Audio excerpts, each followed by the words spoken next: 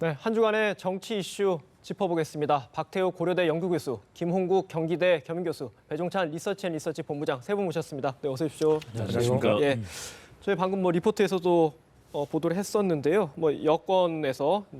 여권에서도 우병우 민정수석에 대한 방어막을 좀 이제 조심스럽게 걷고 있다 이런 보도가 있었고.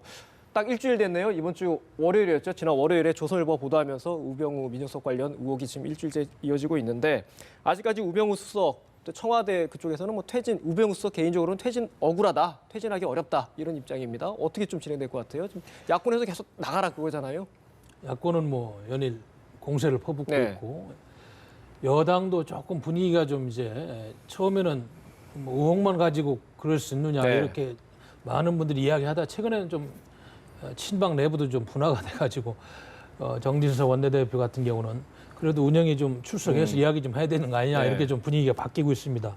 근데 또 중요한 거는 이게 물론 이제 우리가 헌법의 27조인가요? 무죄 추정의 원칙이 있습니다만 그렇죠. 예. 그러나 국민정서법 여론이라는 것도 있기 때문에 당에서도 그걸 무시할 수 없는 거죠. 그리고 알다시피 지금 새로운 사실들이 자꾸 물론 법적으로 아직 판결받은 거 아닙니다만 도덕적으로 그 얼굴을 훼손하는 새로운 사실이 자꾸 공개가 되잖아요. 그러다 보니까 별명이 양파수석이다, 의혹 백화점이다. 갈수록 이런 일이 있는데 그렇다고 지금 국정의 큰 축을 담당하는 대통령과 호흡을 맞추면서 끌고 가는 사람이 하루아침에 또 그냥 사표를 확 내기에는 대안도 없이 말이죠. 그런 면이 있기 때문에 지금 대통령 휴가를 좀 그 기간 동안에 생각을 좀 하고 좀 조율이 되면서 추이를 보지 않을까. 수사를 또 받을 건 받으면서 대처를 해야지. 또 하루아침에 그만두는 것도 지금 책임 있는 공직자는 아니다. 이런 생각이 듭니다. 네.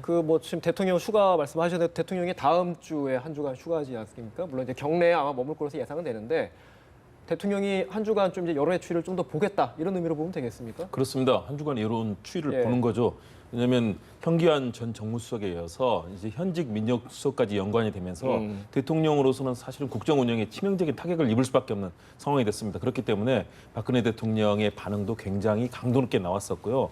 그런데 문제는 우리 박태우 교수님 말씀하신 것처럼 양파 수석이라고 불릴 정도로 지금 매일 새로운 이슈들, 부인의 농지법 위반이라든가 아들의 병역 관련 이슈라든가 그다음에 처제 국정 문제라든가 지금 매일 새로운 이슈들이 나오고 있습니다. 이렇게 계속 불법에 관련된 것들 거기다가 본인의 말 바꾸기가 벌써 3차례 정도 나왔습니다. 전혀 관여한 적이 없다고 했다가 현장에 가서 장모님을 위로했다고 하지만 또 현장에서는 다른 증언들이 나오고 있습니다. 계약서를 또 다 살펴봤다. 그리고 상대 변호사들과 같이 있었다는 그런 얘기들이 나오면서 결국은 이제 거짓말 의혹까지 커지고 있는 상황이거든요. 그렇다면 이 상황을 계속 방치하기는 굉장히 어려운 상황에 놓여 있고요. 결국 박근혜 대통령께서 이제 결단할 수밖에 없을 텐데 그렇다면 그 시점은 일정하게 이 안정성을 보고 그리고 특히 이 야당 여당 예. 흐름과 더불어서 또 역시 검찰 수사도 지켜보면서 아마 그런 흐름을 조율할 것으로 보이는데요. 그러나 현직 민정수석을 사실은 내치는 이런 상황이 돼버렸기 때문에 이 부분은 굉장히 신중하게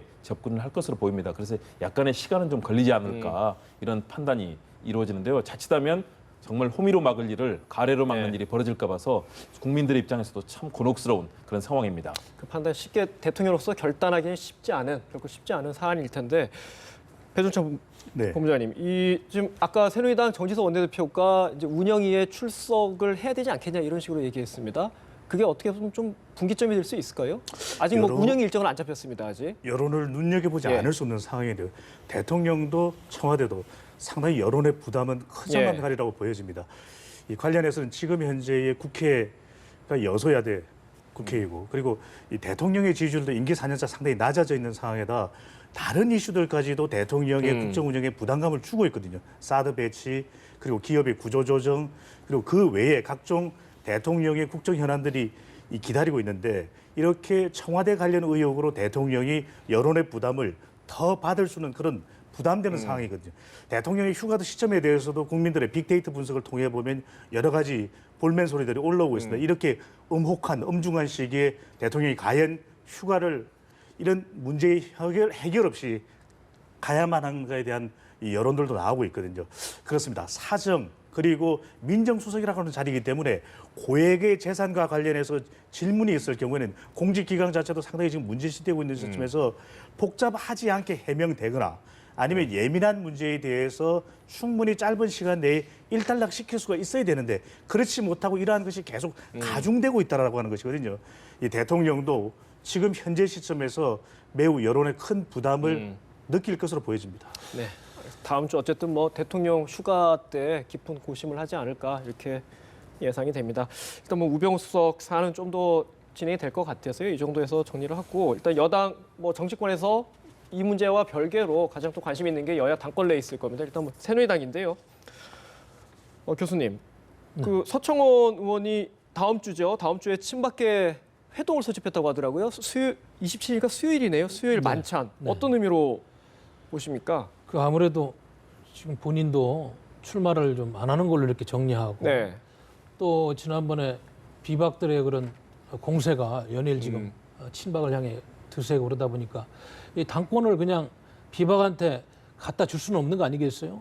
친박도 현재에서 좀 전략을 점검하고 누구를 단일화할지 아직까지 결정은 안 됐습니다만 또 네. 뭐 새로운 제3의 인물이 나올지는 모르겠습니다만 모여서 좀 상의를 하고 그리고 이제 앞으로 저 당권 전략을 좀 마련하는 그런 자리가 아닌가 싶습니다. 아시다시피 지금 그 친박이라고 출마한 3인 이주영 의원이라든지 또 한선교 의원 뭐 이런 분들이 지금 어떻게 보면 친박 전체의 그런 개파의 이득을 대변한다고 이렇게 하기에는 조금 좀 비껴나가 있는 거 아니겠어요?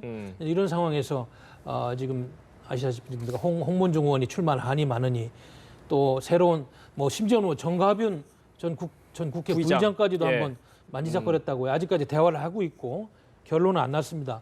지금 중요한 건 이거 같습니다. 지금 저 녹취록 사건 이후에 당에 지금 친박들이 수세에 몰리고 당의 이미지가 많이 훼손돼 있는데 그렇다고 비박들이 하는 이야기들이 뭐 100% 받아들여서 당심이 그쪽으로 쏠리는 것도 아니에요. 지금 당원들도 좀 우왕좌왕하고 그래서 어떤 지표를 마련하고 또 청와대에 지금 여러 가지 어려운 상황도 있는데 이때 좀 한번 의견을 모아서 좀 정리 좀 해보자.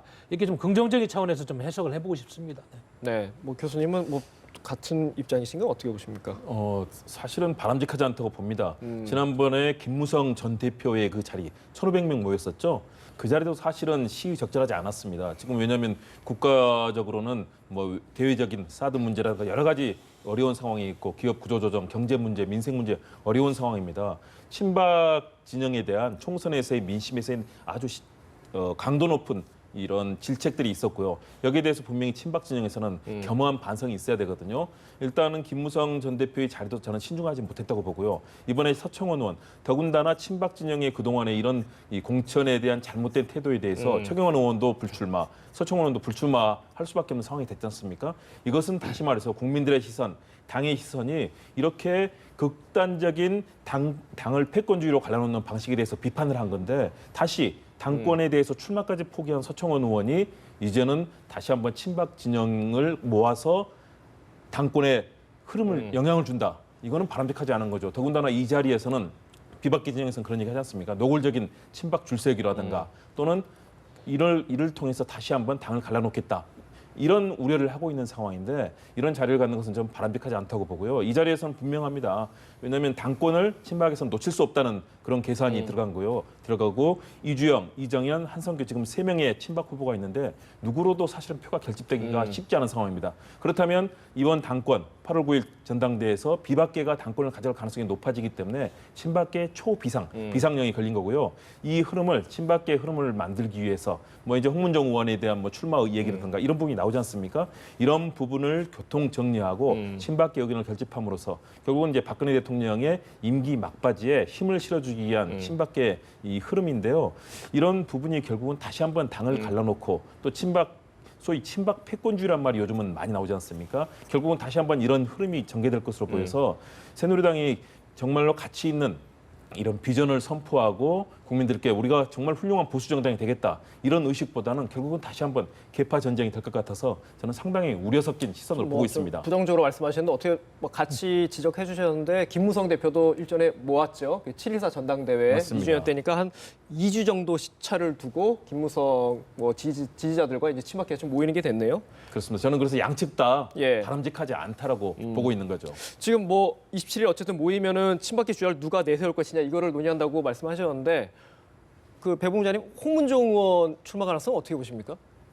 가능성을 뭐 배제할 수는 없을 예. 것입니다. 지금 친박 결로서는 상당한 위기라고 봐야 될 것이고요. 국민들은 그렇지만 이를 바라보는 또 새누리당의 전당대 그 이전에 이런 대규모의 해동을 바라보는 이 국민들 또 지지층들의 시각은 점입가경 네. 이전 투구로 볼 수가 있겠는데요. 물론 이런 녹취록과 관련해서 위기 국면에 몰리면서 또 대통령의 임기 후반기에 어느 정도의 어떤 지원 세력이 되기 위해서는 나름의 힘을 가지는 것은 필요해 보입니다.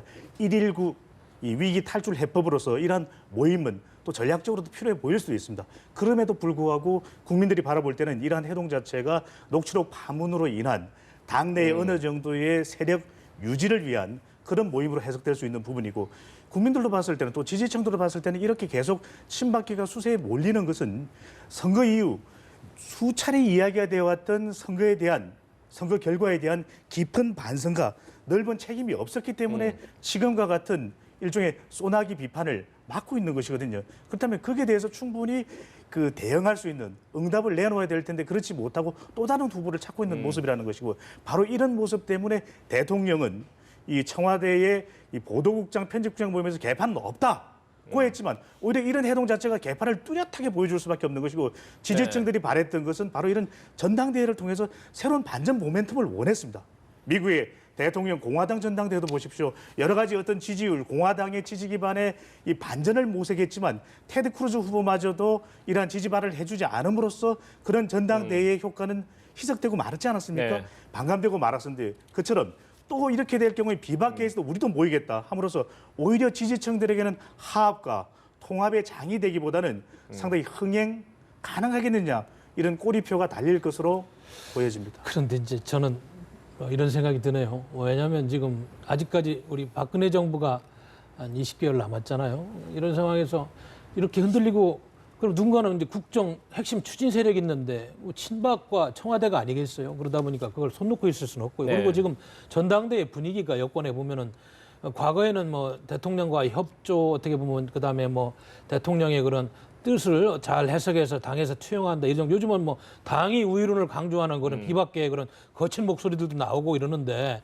이런 상황에서 또 그렇다고 국정 핵심 세력들이 손을 놓고 있을 수는 없는 겁니다. 어차피 정치는 개파 싸움이고 합의 추대는 안 되는 거 아니겠어요? 전당대회라는 거는 선의의 경쟁이기 때문에 물론 뭐 담론과 가치를 가지고 경쟁을 하는 게 바람직합니다만 지금은 술싸움을 하고 또 네거티브 캠페인을 하고 이런 쪽으로 흐르는 것이 안타깝합니다만 그러나 이제 국정 주도 세력이 이걸 또 그렇다고 가만히 있을 수는 없고 20개월 남은 이 박근혜 정권을 어떻게든 잘 마무리해야 되기 때문에 그런 모임을 또 안 할 수는 없는 거죠. 결국 뭐 정치라는 게 현실이기 때문에 지지층이 모일 수밖에 없을 것 같은데 이 모임을 보면서 이게 서청원 대 김무성 2년 전에 맞붙었죠. 그 대자비가 좀 나는데 그렇게 구도로 봐도 되겠습니까? 근데 아무래도 그 두 계보의 그 상징적인 존재들이다 보니까 예. 해석이 가능한 거고요. 김무성 대표도 지난번에 1,500명 밥 먹을 때는 여러 가지 포석이 있는 거 아니겠어요. 그리고 또 비박 주자들도 와서 인사도 하고 마찬가지라고 봅니다. 어차피 권력은 그 누군가는 항상 그 여러 계파들이 경쟁을 하게끔 이렇게 짜여져 있는 그런 속성 자체가 그렇기 때문에 우리가 그걸 무시할 수는 없는 거죠. 저는 그 점에서 이런 말씀 드리고 싶습니다. 시대가 지금은 협치의 시대로 이제 갔다. 지난 총선의 민심과 국민들의 심판의 네. 그 얘기들은 결국은 지금 이 시대에 정치하는 방식을 바꾸라고 얘기하는 겁니다. 다시 말해서 대통령 중심의 강한 그런 계파주의가 아니라 이제는 비박 진영도 껴안아서 사실은 비박 진영에서 당권을 잡을 수도 있는 거죠. 대신에 그런 협력을 끌어내는 협치의 정신을 어떻게 발휘하느냐. 야당도 같이 그 대오에 끌어들여야만 성공할 수 있는 거죠. 그렇지 않고 친박 당권 그리고 향후에 친박 정권 재창출을 시도한다면은 결국은 그로 인해서 국정이 더 어려워지고요. 특히 저는 이번 주목하고 있는 부분이 이렇게 계파 얘기만 나오면서 지금은 증세 없는 복지라든가 또는 사드 관련해서도 동북아의 이런 엄혹한 지형의 변화가 있는데 여기에 대해서 외교 정책을 어떻게 재수립하고 남북 관계가 지금 개성공단 폐쇄 이후로 남북 관계는 완전히 다시 이 군비 재무장의 상황으로 우리는 사드, 북한은 또 거기에 더 맞서는 이 전략을 세우고 있고 중국도 마찬가지로 지금 전비를 더 늘린다는 거 아니겠습니까? 이런 엄중한 상황에서 그렇다면 새누리당이 보수 정당으로서 책임 있게 이 증세 없는 복지가 과연 가능한가? 지금 누리과정 예산을 놓고 지금 다시 추경 문제가 논란이 되지 않습니까? 그렇다면 여기에 대해서 국민들이 안심할 수 있는 그런 다양한 경제 정책, 민생 정책 그리고 외교 정책에 대해서 새누리당이 우리 집권 정당으로서의 비전이 나와야 되는데 그거 없이 지금 친박 결집, 비박은 1,500명, 뭐 여기는 몇 명 이렇게 모여서 결집하다가 결국은 임기 후반부에 도리어 더 국민의 불신을 사면서 저는 우리 정치의 위기가 심화될 경우에는 결국 그 불행의 목숨 고스란히 국민들이 안기 않을 수밖에 없다. 그런 측면에서는 이렇게 총선 민심을 겸허하게 받아들이고 친박 진영에서는 비박과 같이 하려는 그런 정치를 해야지 지금처럼 이렇게 이 친박이 주도하는 정치로 가려고 했을 때는 박근혜 대통령의 임기 후반부도 도리어 더 동력을 잃게 될 것이다. 그런 우려를 하고 있는 겁니다. 알겠습니다. 뭐 이제 비전 정책 얘기 저희도 언론에서 많이 지적을 하는데 참 현실적으로 하기는 좀 쉽지 않은 것 같아요. 당권이라는 게 있기 때문에 이제 지금 저희가 지적하고 있는 새누리당 계파 갈등과 살짝 비슷하게 더불어민주당도 좀 그런 조짐이 좀 나타나고 있습니다. 배윤창 본부장님, 네. 이종걸 수도권 비주류의 이종걸 의원이 지금 출마를 고심하고 좀 무게가 쏠린 것 같아요. 출마 쪽으로요. 그렇게 되면 어떻게 보면은 친문 주류 진영 후보 셋과 비주류 진영의 한 명이 대결한 구도가 되는데 좀 어떻게 구도를 예상해야 되겠습니까? 글쎄요. 지금은 오히려 김종인 대표 체제 이후에는 이제 대통령 선거가 얼마 남지 않았습니다. 1년 네. 불과 몇 개월 정도 남은 시점에서는 이 친노의 세력이 전당대회를 관통해서도 강해질 것으로 그렇게 전망이 됩니다.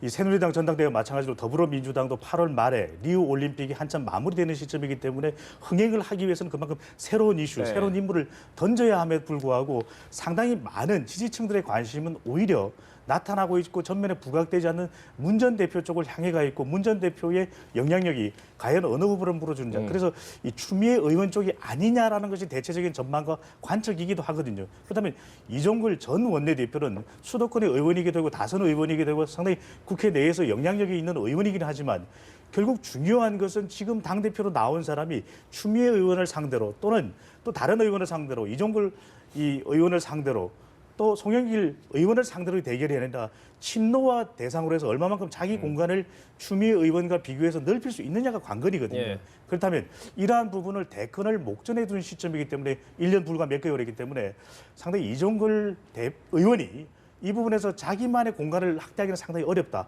그럼에도 불구하고 수도권 의원으로서 중진 의원으로서 자기의 공간을 어느 정도는 당대표가 나오면 세력 확보는 또 가능한 것이거든요.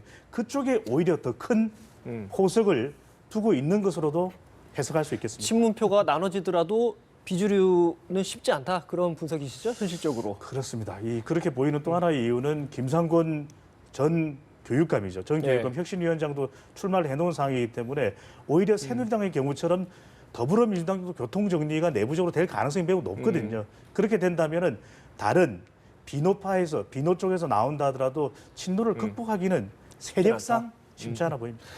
우리 한국 정치가 지금 이렇게 혼탁하게 된 거는 가치와 이념을 가지고 좀 싸우고 해야 되는데 이거 뭐 계파 싸움하고 지역주의로 네. 또 힘겨루기를 하다 보니까 이런 현상이 있는데 그래도 내가 보니까 이념 노선으로 정치를 하는 집단이 있다면 과거에 친노 지금 친문 집단이라고 생각합니다. 물론 뭐 거기에는 많은 학생운동권 네. 후예들이 들어가 있습니다만은 그러다 보니까 지금 더불어민주당은 동교동계 안철수 계보가 떠난 다음에 어떻게 보면 강한 이념 성향을 가진 의원들이 많이 당선이 돼서 네. 똘똘 뭉쳐 있어요. 물론 뭐 비대위원장을 김종인 비대위원장 하고 있습니다만 이제 전당대 전국으로 오니까 존재감이 없어요. 김종인 대표가 누굴 미는지 뭐 사람이 있고 조직이 있어야지 뭐 전당대회를 부끄러는데 존재감이 없습니다. 마찬가지로 우리 이종걸 원내대표가 지금 중진 의원으로 성장했고 수도권에서 안양에서 지금 4선을 했습니까? 4선까지 하고 이런 의원인데도 자기 계보가 없어요. 어떻게 보면 친문은 똘똘 뭉쳐가지고 아직까지도 이념 노선을 가지고 나름대로 가치 체계를 구성했는데 이종걸 원내대표는 전 원내대표는 그런 조직과 그런 뚜렷한 자기 담론을 만들지 못했어요. 그러다 보니까 지금 비노라는 그런 상표를 가지고 출마를 하더라도 뚜렷이 승리를 한다는 그런 확신도 없고 현실적으로 조직도 없는 겁니다. 그러면 이제 그 비노 진영이 대표하는 뭐 김종인 뭐 혁신위원장이나 이런 분들이 좀 밀어줘야 되는데 거기도 알다시피 전국구원 몇몇 빼놓고는 전국적으로 조직적으로 누가 뒷받침해 주겠어요. 이것이 더불어민주당의 어떤 굉장히 편향된 그런 조직 구도자 저는 그렇게 생각이 듭니다. 네, 그렇습니다. 현실적으로는 분명히 이 더불어민주당 내부를 친문 진영에서 다수를 점하고 있는 세력적인 현실 구도는 분명한 것 같고요. 그런 속에서 이제 이종걸 의원까지 합세를 한다면 저는 상당히 활기는 뛰는 그런 상황이 될 거다. 왜냐하면 소위 말하는 친노 진영의 하는 후보들이 세 분이지 않습니까? 네. 추미애 송영길 의원의 또 김상곤. 네, 김상곤 전 교육감 위원장이죠. 혁신위원장까지 결합이 된다면 그렇다면 친문 진영의 후보들의 치열한 경합 속에서 사실은 비노 진영의 후보를 대표할 수 있는 이종걸 의원이 지난번 뭐 필리버스터 전국이라든가 네. 나름대로 정치력을 보여줬던 그런 역할이 있었습니다. 그래서 저는 만일의 경우 정말로 출마를 하게 된다면 현재로서는 출마 가능성을 상당히 두고 있는 것으로 얘기가 나오고 있는데요. 그럴 경우에는 더불어민주당 내에서 상당한 활기를 띨 수 있는 그런 계기가 될 거다. 대신에 역시 물러나는 김종인 현 비대위 대표가 어느 정도 차기 대권 구상에서 현재 여러 가지 젊은 후보들을 지금 적극적으로 만들어서 당의 활기를 만들어보자라는 그런 흐름을 가지 않습니까?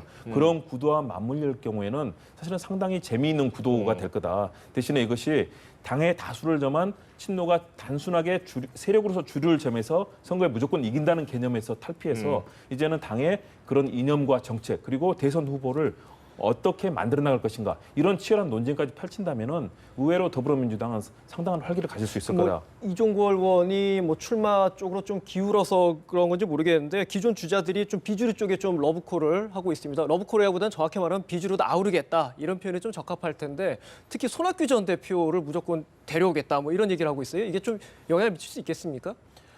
손학규 전 대표가 갖고 있는 그런 정치적인 자산은 물론 뭐 조직적으로 손으로 만져지지 않습니다만 하여튼 이 정신적인 자산이 큰 것 같습니다. 야권에서. 위기 시마다 손학규 전 대표를 모셔와야 된다. 항상 구원 등판 그런 얘기하죠. 말씀하고 계신데 예. 손학규 대표를 모시지 않더라도 지금 비주류를 대표하는 박원순 전 서울시장이라 현 서울시장이죠. 서울시장도 있고 정세균 계보도 있고 물론 뭐 범친노입니다만 조금 친문으로부터는 이탈된 안희정 지사도 있고 여러 흐름들이 있으니까 지금 현재 당 내에서 활동하는 분들 잘 연합해가지고 이동걸 원내대표가 전선을 만들어야지 손학규 대표가 꼭 더불어민주당으로 온다는 보장도 없고 아직까지 그런 뜻을 표하지는 않고 있어요. 복귀는 하는 걸로 지금 출판 기념회를 통해 가지고 준비를 하고 있는데 당은 아직까지 어디로 올지 본인이 선택을 안 한 것 같습니다.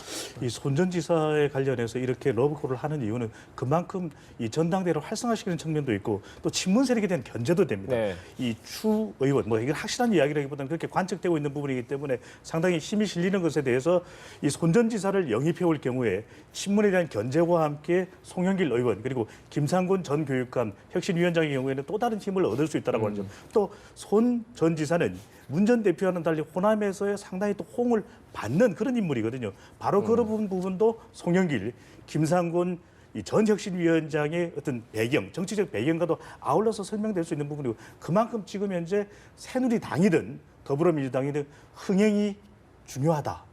이렇게 보여집니다. 그 손학규 고문의 위상이 있는 것 같습니다. 더불어민주당 내에서 그동안에 다른 주자들, 예를 들어서 박원순 시장이라든가 뭐 안희정 지사는 현직 지자체 장이기 때문에 사실은 정치적인 행보를 할 수 없는 상황입니다. 그러나 현재 더불어민주당의 대권의 자산으로서는 역할을 하고 있습니다. 그렇다면 현재 추가가 될 수 있는 현재 당 밖에 있으면서도 들어온다면 더불어민주당의 대권 레이스에 굉장히 힘이 될 수 있는 분이 이제 손학규 고문이기 때문에 각 진영에서 손학규 고문을 모셔오는 측이 사실은 굉장히 앞으로의 정치 행보에 있어서 힘을 받을 수 있다. 이런 측면에서 적극적인 러브콜을 하는 거고 아무래도 이제 문재인 전 대표 진영에서는 손학규 고문이 왔을 때는 아무래도 또 다른 경쟁의 양상이 되기 때문에 이런 부분에 대한 부담감이 있고 이런 정치적인 변수들이 서로 치열하게 맞물려서 이번 당권 레이스까지 함께 영향을 주고 있는 겁니다.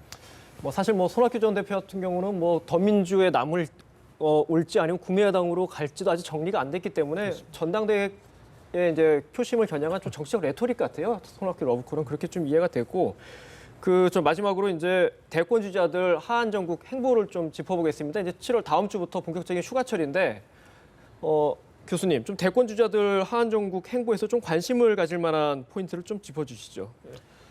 그렇습니다. 지금 아시다시피 김무성 전 대표도 뭐 전국을 좀 투어하려고 좀 이렇게 네. 전당대회 그런 진흙탕 싸움에서 좀 비껴나가지고 물론 우회적으로 뭐 옆에서 활동할 수 있습니다만 본인의 좀 담론을 만들어 보려고 여기저기 강연 정치도 하고 세미나도 다니고 이러고 있습니다. 왜냐하면 지금 직접적으로 현실 문제를 가지고 너무 앞에서 가지고 이야기하면 얼마 전에 총선 참패하는데 본인도 일익을 담당해 당 대표가 책임 없을 수 없잖아요. 플러스가 안 되고 그러다 보니까 지지율은 관리를 해야 되겠고. 이런 상황에서 김무성 대표도 지금 그런 우회적인 행보를 취하고 있다. 마찬가지로 야권의 문재인 후보도 비슷한 거 아니겠어요? 지금 전당대회에 너무 심하게 좌파 후보를 이렇게 지지하는 이런 인상을 주고 또 당이 지나치게 문재인화돼 있다 이런 의미들 줘가지고 당의 외연 확장이 안 되잖아요. 그러다 보니까 또 외국을 또 나간다는 아니면 양산에 직구하면서 우회적으로 좀 후보를 지원한다는 이런 생각을 갖고 있는 것 같습니다. 그리고 얼마 전에 여론조사 우리 여기 배종찬 본부장이 있습니다만 리서치에서 여론조사 내놨는데 아직까지도 반기문 후보가 압도적으로 앞서고 있잖아요. 문재인 후보나 안철수 후보보다 3자 대결 구도를 봤을 어떤 때. 구도든 간에. 예. 예, 이런 상황을 볼 때 이분들이 그 지지율을 잘 관리하기 위해서는 국민을 상대로 어떤 행보를 하는 게 좋았느냐 할 때 간접적인 정책 담론 행보가 유리하겠구나 판단해가지고 이런 행보를 계획하고 있지 않나 그렇게 판단이 됩니다. 네. 그런 측면에서 저는 바람직하다라고 생각을 합니다. 왜냐하면 현실 정치가 너무나 이렇게 계파 싸움이라든가 또는 세력 싸움으로 전개되는 데 대해서 역시 국민들을 만나고 국민들이 왜 고통받는지에 대한 그런 부분에 대해서 현장의 얘기를 듣고 답을 찾는 과정들. 김무성 전 대표는 이 배낭 여행을 하면서 지역의 해남의 땅끝 마을에서부터 쭉 서울로 올라오면서 각 지역에 있는 여러 어려운 분들의 얘기를 듣겠다고 하고 있고 또 문재인 전 대표 역시 그동안에 부탄에 가서 뭐 행복론을 찾았었는데 최근에 나오는 것이 북유럽에서 다시 한번 선진국의 행복론과 결합시켜서 새로운 담론을 만들어 보겠다. 그리고 지역에서 뭐 여러 최근에 뭐 세월호 참사 때 돌아가신 그 잠수사분이라든가 이런 분들 유족들을 만나서 위로하는 등 나름대로 고통받는 분들의 현장을 찾아가는 그런 행보들을 하는 거. 또 안철수 전 대표도 역시 강연 정치를 통해서 새로운 그 희망을 만들고 특히 청년층과 화합하는 그런 모습을 보여주는 거. 또 뭐 박원순 시장이나 또 안희정 지사 다들 서민들과 만나는 그런 장들을 마련하는 것으로 알고 있습니다. 그렇다면 이런 부분들이 결국은 우리 국민들이 왜 지금 고통받고 있는지 또 어떤 리더십을 원하고 우리 정치가 어떻게 바뀌면 좋을지에 대해서 고민하는 그런 장이 될 것이기 때문에 이런 하한 전국을 우리 후보들이 잘 이용한다면 우리 정치 발전에도 도움이 될 것 같습니다. 네, 알겠습니다. 오늘 대담 여기까지 나누도록 하겠습니다. 지금까지 박태우 고려대 연구교수, 김홍국 경기대 겸임교수, 배종찬 리서치앤리서치 본부장 세 분 말씀 들었습니다. 고맙습니다.